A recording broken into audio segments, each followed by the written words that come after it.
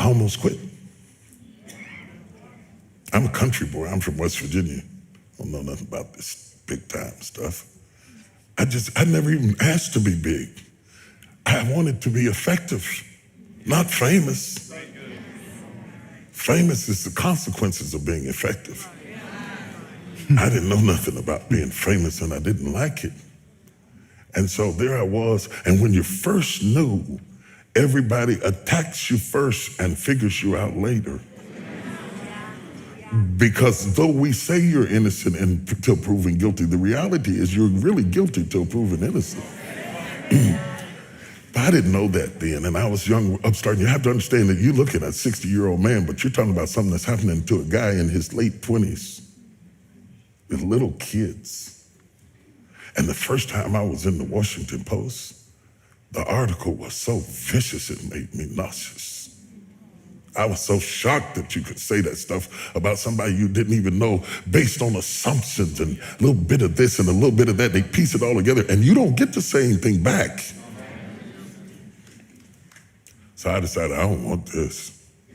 I preached, the place was on fire, but inside I want to quit. I told God, I'm through with this. I'm not going through this. I don't need this. I don't need that. I'm a guy who likes to go get his own chicken wings. I don't have to have all of that stuff to be happy. So I thought, I'm not doing this no more. I'm not doing it. I'm not doing this. I'm not doing this because I don't need this and I didn't ask for this. I'm only doing this because of what happened in my life, of the circumstances that happened in my life. He put me on stage. I didn't ask for it.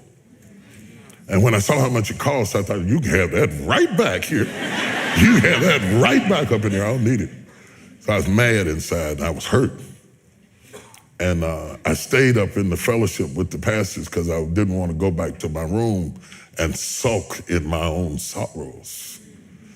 And they said, there's a lady downstairs waiting to see you. The service was over and the fellowship was over and the pastors were starting to leave. I was trying to outwait her. I thought she'd give up and leave. And when I finally came down the steps, she was there.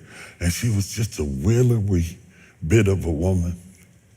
And she said, Bishop Jakes, she said, I've been in the hospital and the baby died in my tubes and I was carrying around a dead baby and the toxicity from the baby almost killed me.